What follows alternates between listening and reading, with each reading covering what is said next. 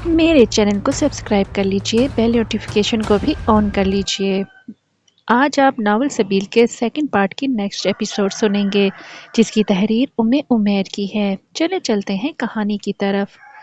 चंद घंटों के इंतजार के बाद डॉक्टर बाहर आई। हादिया इनाम आपकी बीवी है? जी बिल्कुल। फारिस का दिल बुरी तरह से धड़कने लगा और वो घबराहट में फौरन डॉक्टर के सामने जा खड़ा हुआ। इनके खून पेशाब के नताज मुझे कुछ देर कबल ही मौसूल हुए हैं। डॉक्टर कुछ देर के लिए रुकी और हादिया को देखने लगी तो फारिस की जान मुट्ठी में आ गई। न जाने अब क्या होने जा रहा है। वो दोबारा फारिस की तरफ पलटी।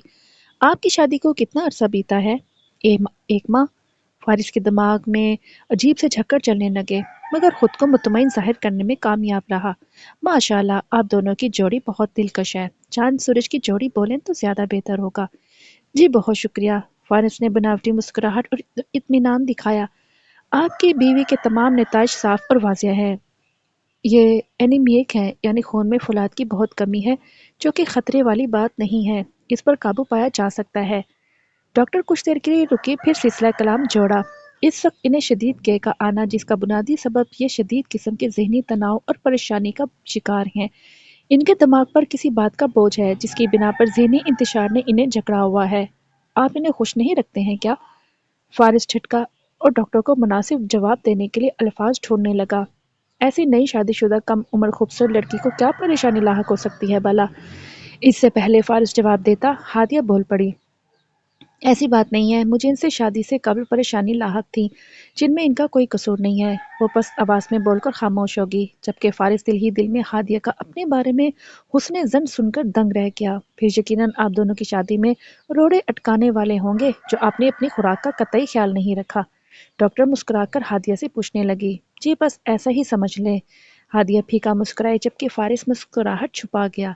डॉक्टर दोबारा फारिस को मुखातिब करते हुए गोया हुई। मोहतरम, आप इनके खाने पीने का ख्याल रखें, और खाने पीने से ज़्यादा इन्हें जहनी सुकून की अशद ज़रूरत है, जो सिर्फ आप ही इनको मुहैया कर सकते हैं।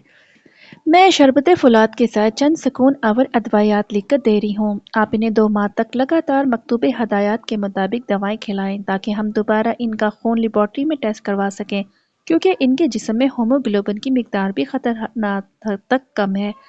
अदवायात के साथ हम देखेंगे कि इनके जिस्म में फौलाद की कमी पूरी हुई है या नहीं, वरना मुस्तकबिल में किल्लत फौलाद की कमी हमल ठहरने में मसाइल पैदा कर सकती है। हादिया ने शर्मिंदगी से गर्दन झुका ली, जबकि फारिस संजीदगी से तमाम बातें सुन रहा था। इन्हें आप घर ले जा सकते हैं, मगर ज़हनी सुकून के साथ इनकी खुराक का भी खास ख्याल रखें। जी बेहतर। फारिस की सूली पर लटकी जान बहाल हुई। वो तो हादिया के बारे में कुछ और ही अंदाजे लगाए बैठा था। सर और कंधों से यकदम बोझ सर उकता गया। डॉक्टर ने तमाम ज़रूरी मालूमात फराहम की और कमरे से निकल गई। इसके जाते ही फारिस हादिया की तरफ पलटा। तुमने सुन लिया है ना कि परेशान नहीं होना और खाना ठीक से खाना है? जी। शर्मिंदा सी हादिया नजरें झुका गई। अभी अपना हुलिया दुरुस्त करो, और होटल पहुंचकर तुम्हें नाश्ता भी करना है। न जाने हर वक्त क्या सोचती रहती हो। आधे घंटे के लिए बाहर क्या निकला, तुमने तो अपनी हालत ही बिगाड़ ली है। फारिस धीमा मगर तंबई अंदाज अपनाए हुए था। चलो उठो शाबाश। फारिस ने हाथ बढ़ाकर इसे बिठाया और उसके गिर्द चादर उड़ाने लगा। हादिया क्या के इस कदर तवज्जो पाकर झिलमिलाने लगी। तुम भी रो रही हो? इसने इसकी आंखों में देखा। नहीं, वो बस ऐसे ही दिल भर आया था। वो छोटे बच्चों की तरह दोनों हाथों से फौरन आंखें रगड़ने लगी। तुम्हारा दिल ऐसे ही छोटी छोटी बातों पर भर आता है? तो भी सुबह से निढाल हो चुकी हो। अब अच्छी लड़कियों की तरह बिस्तर से उतरो और दूसरी चादर भी लपेट लो। मैं हॉस्पिटल वालों का बकाया हिसाब किताब बराबर कराऊं। फारिस इसका गाल थपथपाकर कमरे से बाहर निकल गया। वो इस बात में गर्दन हिलाकर बिस्तर से उतरकर पायनी पर टिक गई और बड़ी मुशक्कत से कमजोर जिस्म को गर्म चादरों में लपेटने लगी। फारिस के पहनाए गए मोजे को देखकर और रोना आने लगा। पता नहीं शख्स हकीकतन मुखलिस है या फिर इसकी भी कोई और कहानी है। काश फारिस के बाबा अम्मी जल्दी से आ जाए, फिर मैं बिल्कुल ठीक हो जाऊंगी। फिर ये शख्स मेरे साथ धोखाधड़ी नहीं कर पाएगा। रानी आपा को भी बुलवा लूंगी। या फिर हादिया खुद को तिफले तसलियों से बहलाने लगी। मेरे सपनों की रानी, जी मेरे सपनों के बाजा। हाँ हाँ हाँ। आज सही सही जो है ना, रानी लग रही हो। कितनी कदीम रानी हूँ, जो यूं लफ्ज कदीम को इतना लंबा खींचा जा रहा है। रानी ने धुले कपड़ों को समेटते हुए दराज में रखा तो यकदम चक्कर आने लगे। फौरन दीवार का सहारा लेकर नीचे बैठ गई। पेशानी अरकालूद हो गई, चेहरे का रंग फक हो गया। और रानी क्या हुआ यार, मैं तो बस मजाक कर रहा था, तुम तो दिल पर ले गई। अंश छलांग मारकर फौरन इसके पास जा बैठा। अंश मुझे चक्कर आ रहा है, जी मतला रहा है। हाय, तुम्हें इस वक्त बोला भी था कि दही भल्ले ना खाओ, मगर तुम बाज नहीं आती ना। अब यकीनन बदहजमी हो गई है। अब बोलोगी नहीं? हाँ, अंश मुझे कुलचे खाने ले चलो। रानी मुंह पर हाथ रखे बैठी एक झटके से उठी और गुसल खाने की तरफ भाग गई। अंश हैरान और परेशान इसके पीछे भागा। ओ तेरी खैर रानी, तुम तो के पे के किए जा रही हो। अंश ने रानी को कमर से सहलाते हुए कहा। मैं अम्मी अब को बुलाता हूँ। वो कैसे फरागत के बाद वॉशरूम से निकलकर बमुश्किल बिस्तर तक पहुंची। अम्मी, इस रानी को तो देखें जरा, इसे बोला भी था कि कम खाओ, मगर ये तो दही भले ऐसे खा रही थी जैसे दोबारा कभी नहीं मिलेंगे। सुल्ताना बेगम मुस्कुराते हुए रानी के सर पर आन पहुंची, जाके निढाल लेटी हुई थी। अम्मी, आपकी भांजी की तबीयत इतनी खराब है और आप मुस्कुराए चली जा रही हैं, कमाल है भाई। अर्श, मैं दादी बनने वाली हूँ पगले। हैरत से अंश की आंखें फैल गई और मुंह खुल गया। अम्मी, आप कब से माहिर जिचा बुचा हो गई? सुल्ताना बेगम मुस्कुराती जा रही थी, जिससे इनका शफाफ चेहरा दमकने लगा। पतर जी, हमने ये बाल धूप में बैठकर सफेद नहीं किए। रानी मेरी बच्ची, मेरी शहजादी बहुत बहुत मुबारक हो।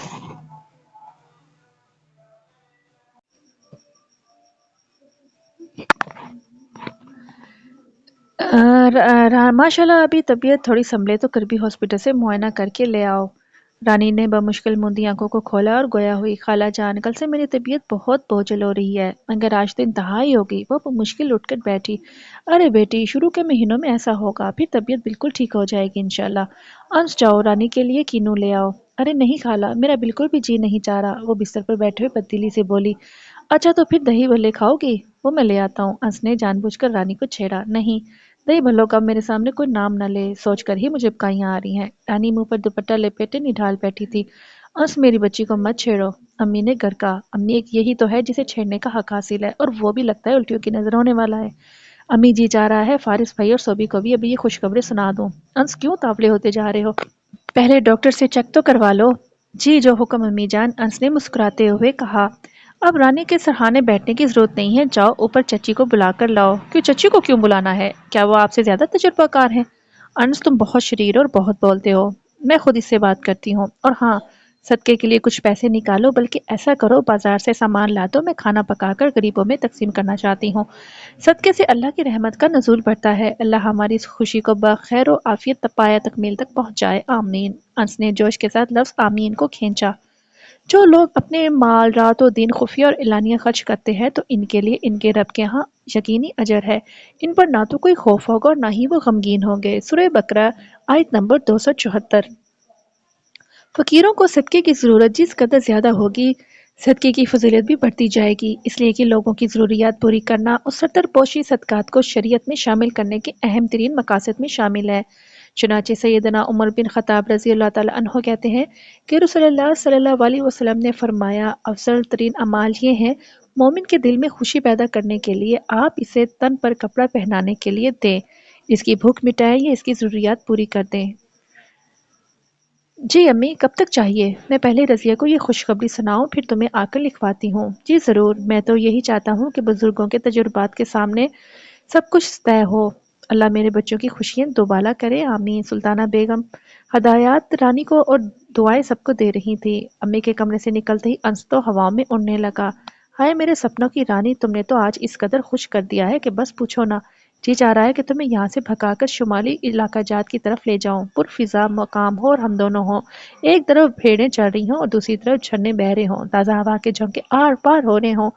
बस भेड़ों को सोचकर ही मेरा दिल खराब हो रहा है। खुदारा, भेड़ों का नाम मत लेना। हाय, भेड़ों बेचारियों ने तुम्हारा क्या बिगाड़ा है? वो तो इतनी मासूम और प्यारी होती हैं।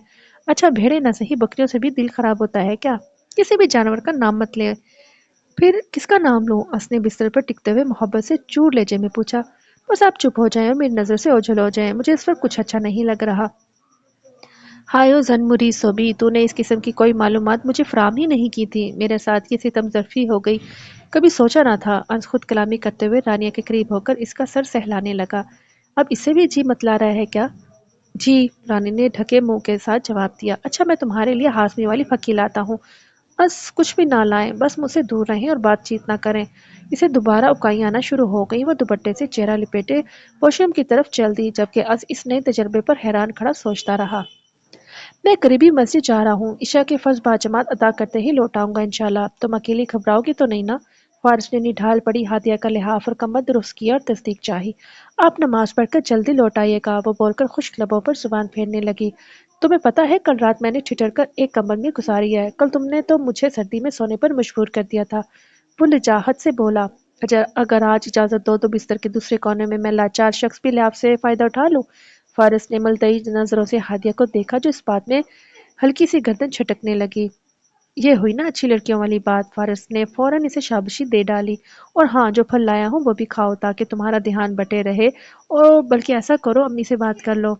نہیں، ابھی ہمت نہیں ہے، کل بات کر لوں گی، ہادیہ نے پست آواز میں ہاتھ کے اشارے سے فارس کو منع کیا۔ اچھا چلو بہتر ہے امی، ویسے میں تمہاری اس حالت کا سن کر پریشان ہوں گی۔ میں بس 10 منٹ میں لوٹ آؤں گا، کمرے کو تالا لگائے جا رہا ہوں، چابی میرے پاس ہے۔ ہادیہ نے لیٹے لیٹے اس بات میں گردن چھٹکی۔ فارس کے کمرے سے نکلتے ہی خود پر ضبط ٹوٹ گیا اور زر و قطار رونے لگی۔ اگر یہ شخص مخلص اور میرا ہمدرد ہے تو یا اللہ اسے میرا بنا دے، آمین۔ مگر جب اس پر میری حقیقت کھلے گی تو یہ شخص یقیناً مجھے چھوڑ دے گا۔ یہ سوچ کر ہادیہ کا دماغ پھٹنے لگا۔ یا اللہ میرے لیے آسانیاں پیدا فرما۔ فارس کی غیر موجودگی میں جی بھر کر دل کی بھڑاس نکالی اور کوئی کسر نہ چھوڑی۔ کثرت بقا سے سر میں شدید درد شروع ہو گیا۔ پاس پڑے پانی کو لبوں سے لگایا تو دروازہ کھلنے کی آواز پر چہرہ موڑ کر دیکھا۔ فارس نے سلام بولا، جس پر ہادیہ نے دھیمے لہجے میں جواب دیا، باہر سردی اس قدر بڑھتی جا رہی ہے، بھئی مار شروع ہونے کو ہے اور ابھی ہڈیوں میں گھس جانے والی سردی ہے۔ تم نے ہیٹر بند کر دیا ہے کیا؟ فارس دیوار کے ساتھ نصب ہیٹر کو دیکھ کر متجسس ہوا۔ جی مجھے گرمی محسوس ہو رہی تھی تو کر دیا۔ تم روتی ہو کیا؟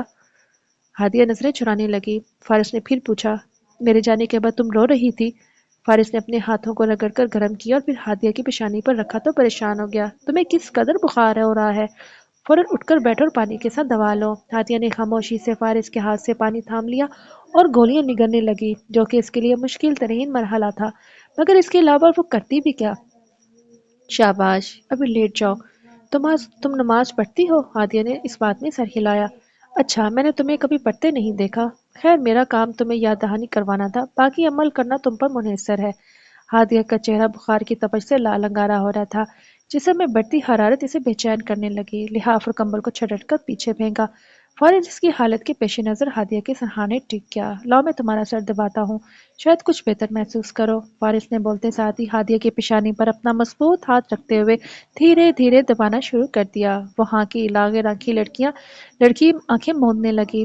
سنیں، اس نے پست آواز میں پکارا۔ ہاں بولو، فارس نے ہاتھ روک کر پوچھا۔ مجھے میرا سر اور کمرہ بھی گھومتا ہوا محسوس ہو رہا ہے۔ تمہیں کمزوری لاحق ہے نا ہادیہ، تھوڑا سا پھل کھا لو۔ وہ ایک ذمہ داروں کی طرح اس کی چھوٹی چھوٹی ضروریات کا خیال رکھ رہا تھا۔ میں پھل نہیں کھا پاؤں گی، وہ نکہت زدہ لہجے میں بولی۔ اچھا تو پھر دوبارہ پانی پیو تاکہ بخار کی تپش کم پڑ سکے۔ فارس نے ہاتھ بڑھا کر محک دراز پر پڑی پانی کی بوتل اٹھا کر کھولی اور ہادیہ کا سہارا دے کر بٹھایا۔ پیچھے ٹیک لگا لو۔ بوتل سے پانی پینا شروع ہو گئی، لیکن اسے پینا مشکل ہو رہا تھا۔ پانی ڈسپوزل پیالے میں ڈال دیتا ہوں۔ وہ آنکھیں موندے نیم دراز نڈھال پڑی تھی۔ ہادیہ اس نے بوتل سے پانی انڈیل کر اس کی طرف بڑھایا۔ اس نے شدت بخار سے لال آنکھیں بمشکل کی اور لرزتے ہاتھ سے پیالہ تھامنا چاہا، مگر اس کی نقاہت کو دیکھتے ہوئے فارس پانی کا پیالہ اس کے لبوں کے پاس لے گیا۔ ہادیہ ہوش میں آؤ، منہ کھولو اور پانی پیو۔ اس کی لمحہ بلمحہ بگڑتی حالت فارس کو پریشان کرنے لگی۔ بکھرے بال اور بخار میں پھکتی وہ مکمل طور پر فارس کے رحم و کرم پر تھی۔ باقی آپ کل کی ویڈیو میں سنیں گے۔